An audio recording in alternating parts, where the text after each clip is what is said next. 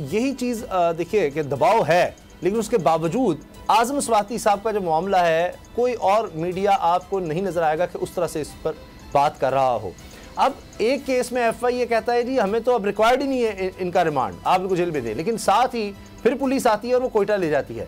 जबकि सदीक जान, ये तो कई दफ़ा ये बात तय हो चुकी है कि एक ही तरह के मुकदमे में ये तो एक ड्रामा है कि पूरे पाकिस्तान में आप 30-30, 40, 50-50 FIR काट दें। यही आपने अरशद शरीफ शहीद के साथ किया, यही जनाब इमरान रियाज खान के साथ होता रहा, अब आज़म स्वाति के साथ हो रहा है।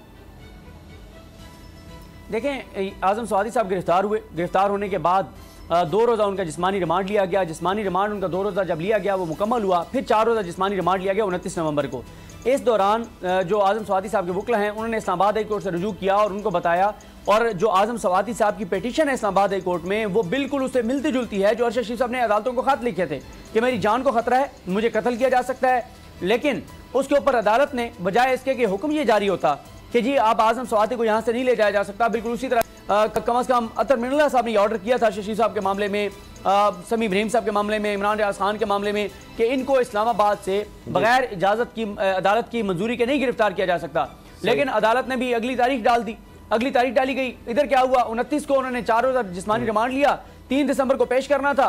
1 दिसंबर को अचानक FI दरखास्त लेकर आती है इस्लामाबाद इसमें कचहरी में कि जनाब हमें मजीद जिस्मानी रिमांड चाहिए, उनको जुडिशियल करके, और 3 घंटे बाद वो क्वेटा की पुलिस पहुंच जाती है। और ये सारी चीजें नजर आ रही। हाँ, ये बिल्कुल एक नजर आ रहा है कि बदनीयती है जिसके तहत ये केसेस इस तरह से चलाए जा रहे हैं। लेकिन और बोल न्यूज़ पर भी जो दबाव बढ़ाया जा रहा है, जितना मर्जी ये काम कर लिया जाए, हम हमेशा मजलूम के हक में उसके साथ खड़े होंगे और जालिम के खिलाफ खड़े होंगे। अगर आपको ये वीडियो पसंद आई है तो हमारा चैनल सब्सक्राइब करें और बेल के बटन पर क्लिक करें।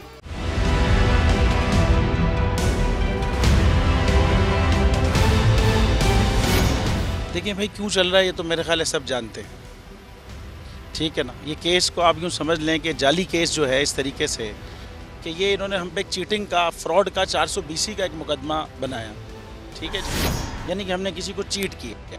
पूरे पाकिस्तान, पूरी दुनिया, इनको एक आदमी ऐसा नहीं मिला जो ये कहे जी हमने इनको चीट किया। तो इसीलिए इनके तफ्तीशी ऑफिसर ने बाद में स्टेटमेंट जमा कराया। वो स्टेटमेंट ये नहीं था कि जी हमारे खिलाफ एविडेंस नहीं मिला, वो स्टेटमेंट ये कि जी कोई क्राइम ही नहीं हुआ। सोचें आप, जुल्म। और ये इस किस्म का जाली केस था। और दूसरा जो फ्रॉड का मुकदमा होता है ना 420 का, इसमें शख्सी ज़मानत पे जो है ना ज़मानत हो जाती है। कोई भी जाके अपना ID कार्ड पे ज़मानत करा लेता है, उस पर आपने 18 महीने, 1.5 साल जो है हमारे मतलब हमारी ज़मानत नहीं हुई। और हम कौन? हम वो जो उस वक्त $432 मिलियन की टोटल IT एक्सपोर्ट थी पाकिस्तान की, उसमें से $355 मिलियन हम कर रहे थे भाई। 82% की IT इंडस्ट्री हम थे। ये 50 दफ़ा हमने कहा, फिर कोई क्वेश्चन कर लेना।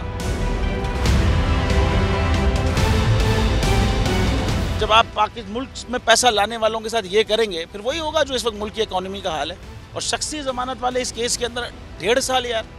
और ख़ाली ये नहीं है मेरे पे मुकदमा करना था, आप करते। आपने मेरी कंपनी बंद कर दी, आपने गाड़ियाँ सीज, अकाउंट बंद, आपने हर चीज़, मेरी माँ की FIR काट दी, बीवी की FIR काट दी। ये होता है यार कि जाली केस की भी कोई एक अजीब व गरीब की फॉर्म है। मतलब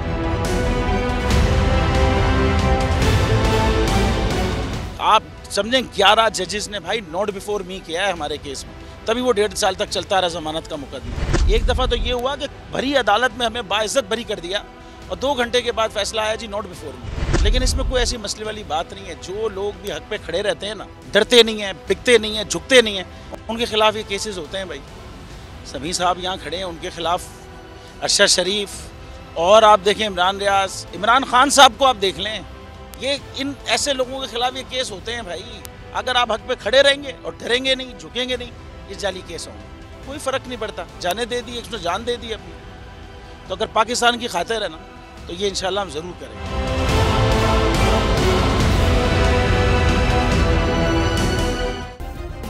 सब्सक्राइब करें और बेल दबाएं ताकि कोई खबर रह न जाए।